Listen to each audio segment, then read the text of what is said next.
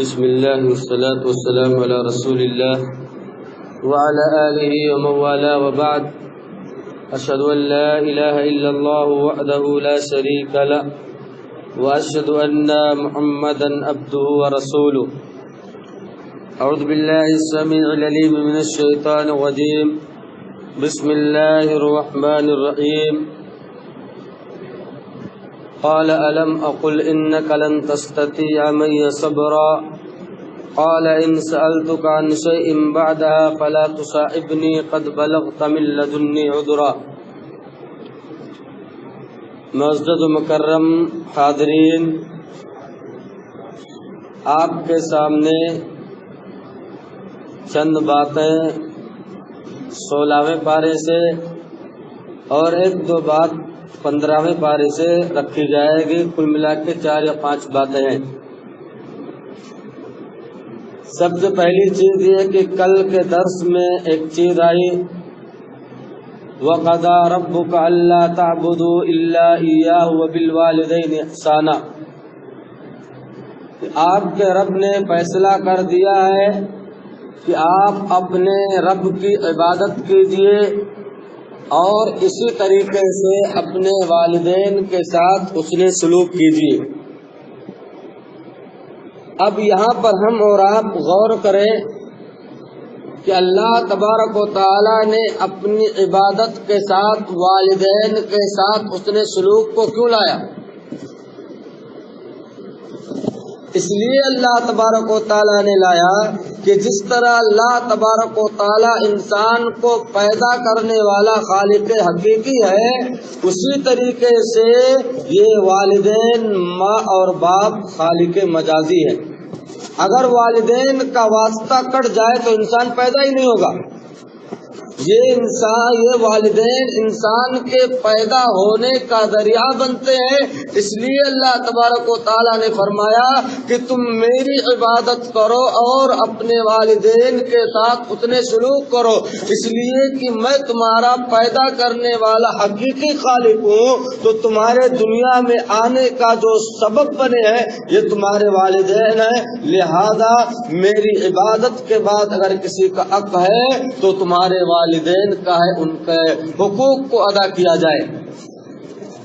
اب یہاں پر یہ بات ہمیں اور آپ کو سامنے آ گئی کہ اللہ تبارک و تعالیٰ نے فرمایا کہ میری عبادت کے بعد تم لوگ اپنے والدین کے ساتھ حسن سلوک کرو۔ اب اللہ تبارک و تعالیٰ نے فرمایا کہ دیکھو، ان میں سے ایک یا دونوں بڑھاپے کی حالت میں پہنچ جائیں، یعنی ماں یا باپ، ان میں سے کوئی ایک بڑھاپے کی حالت میں پہنچ جائے۔ جب دونوں ہوں یعنی ماں اور باپ ہوں، بیٹے کے ذریعے کوئی تکلیف پہنچتی ہے تو اگر ماں کو تکلیف پہنچتی ہے تو باپ سے کہہ دیتی ہے اور دونوں آپس میں ایک دوسرے کے غم کو بانٹ لیتے ہیں۔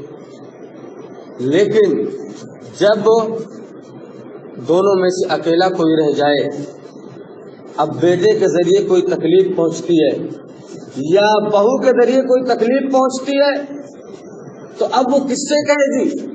تو کہا گیا کہ ان دونوں میں سے کوئی ایک یا دونوں بڑھاپے کی حالت میں پہنچ جائیں تو تم انہیں اف تک نہ کہو، اف تک مت کہو، جھڑکنا تو چھوڑو، منہ بسورنا تو چھوڑو، بلکہ ان کے سامنے تمہیں جو ہے اف تک بھی نہیں کہنا۔ کوئی کام کر دے، آپ کو کسی کام کو کرنے کا حکم دے دے تو تمہارے اوپر ذمہ داری ہے کہ اسے کر لاؤ اور اسی طریقے سے اس کے کرنے میں ذرہ برابر بھی شرم اور کیا نام ہے تکلیف محسوس نہ کرو۔ اور اسی طریقے سے اللہ تبارک و تعالیٰ نے ماں کو 3 درجہ دیا ہے، باپ کو 4تھے پر لایا۔ کیوں؟ ماں اگر 3 مرتبہ آواز دے تو 3 مرتبہ ماں کے پاس جانا ہے، 4تھی مرتبہ اگر باپ آواز دے تب وہاں جانا ہے۔ باپ آواز دے رہا ہے، ادھر ماں آواز دے رہی ہے، کس کی بات مانی جائے گی؟ ماں کی بات مانی جائے گی۔ اللہ تبارک و تعالیٰ نے 3 درجے ماں کو دیے ہیں. کیوں؟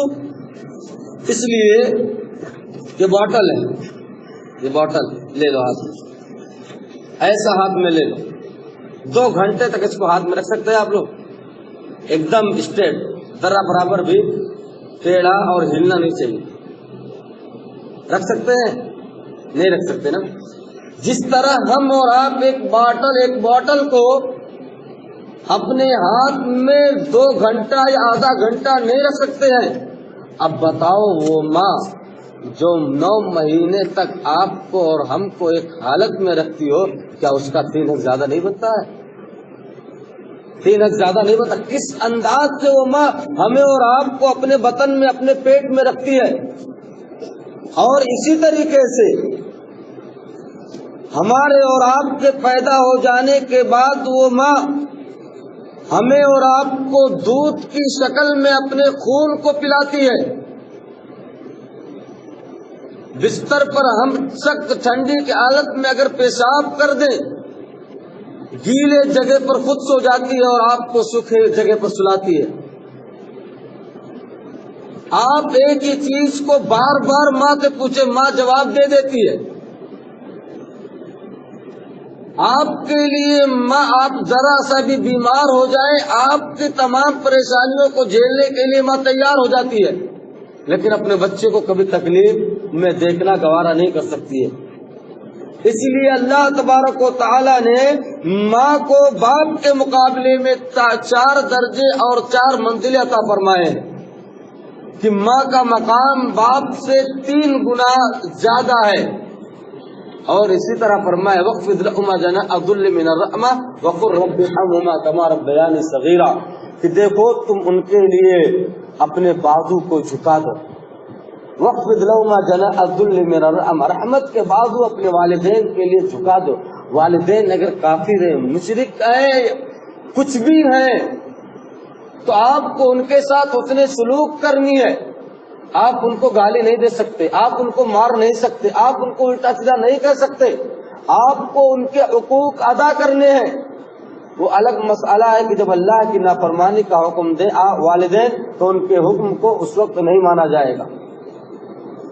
اللہ تبارک و تعالیٰ نے فرمایا وَقُلْ رَبِّ ارْحَمْهُمَا كَمَا رَبَّيَانِي صَغِيرًا، اپنے رب سے یہ دعا کرتے رہو کہ اے بار الہ تم میرے والدین پر اسی طرح رحم فرما جس طرح انہوں نے بچپن میں ہمارے ساتھ رحم فرمایا تھا. اور بڑھاپے کی حالت میں، ایک نقطہ یہاں پر، بڑھاپے کی حالت میں والدین کو اتنی خدمت کی ضرورت پڑتی ہے جس طرح بچپن میں بچے کو خدمت کی ضرورت پڑتی ہے کہ نہیں؟ اسی طرح بالکل والدین کو خدمت کی ضرورت پڑتی ہے.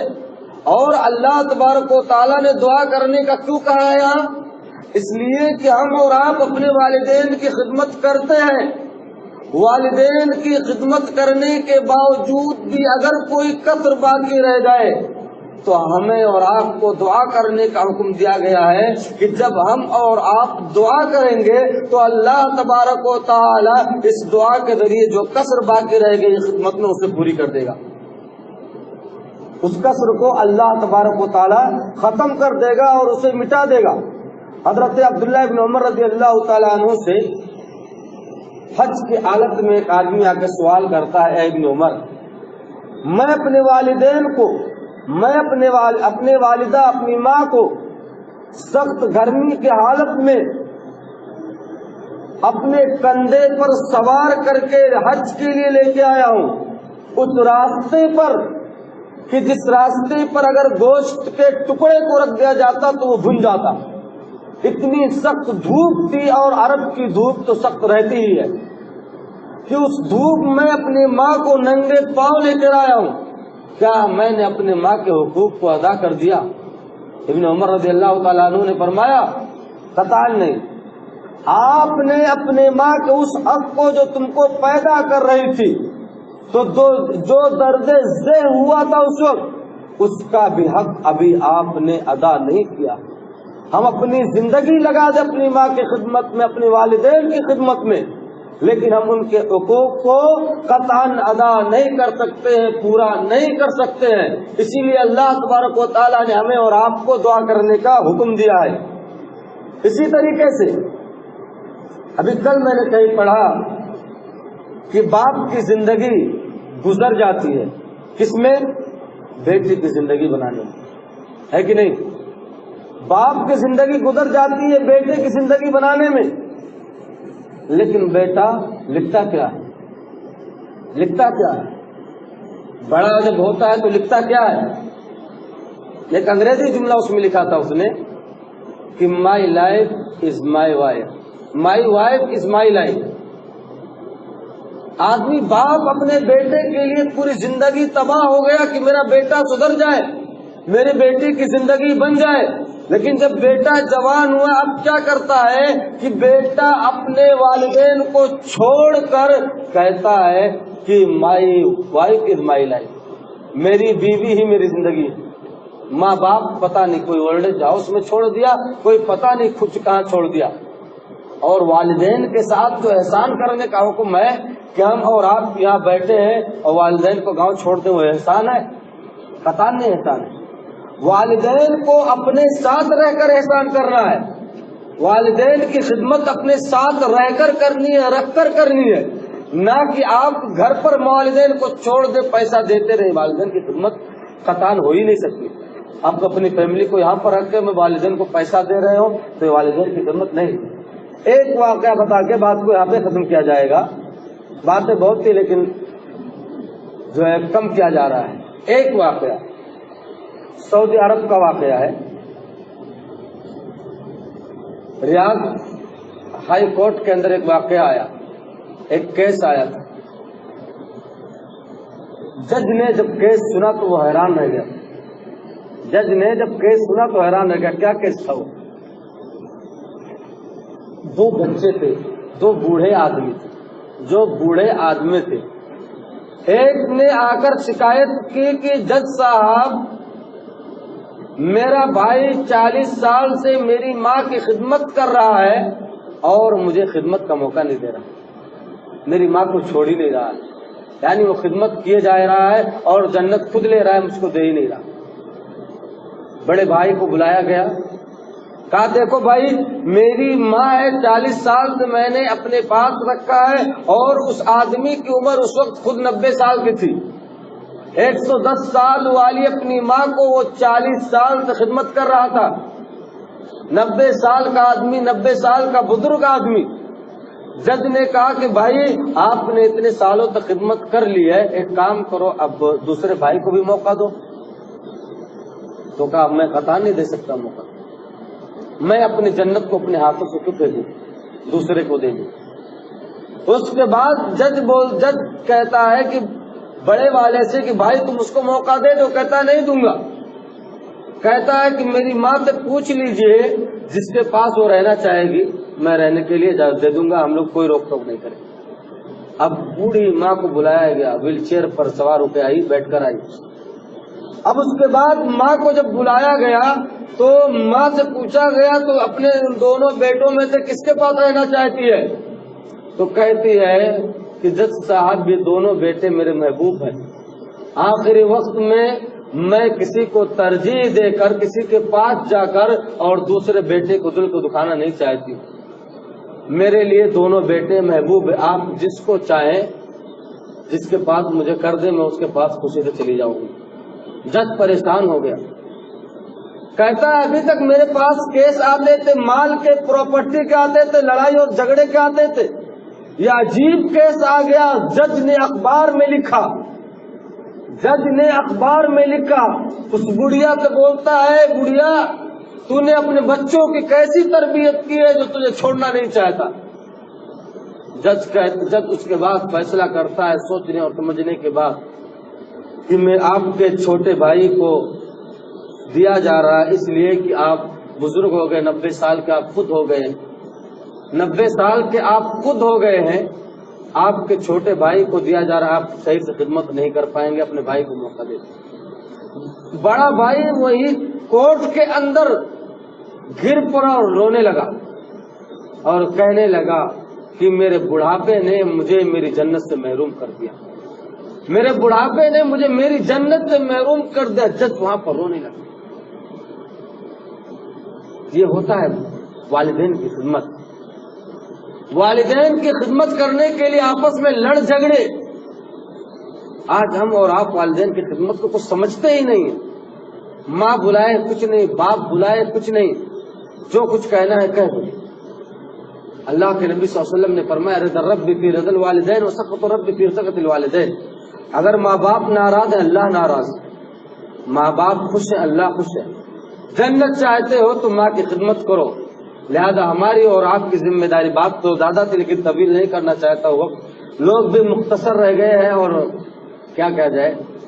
کہتے ہیں آخر میں اللہ تبارک تعالیٰ سے یہی دعا ہے کہ بار الہ تو ہم تمام لوگوں کو کہنے اور سننے سے زیادہ اس پر عمل پیرا ہونے کی توفیق عطا فرما، آمین۔ تقبل یا رب العالمین۔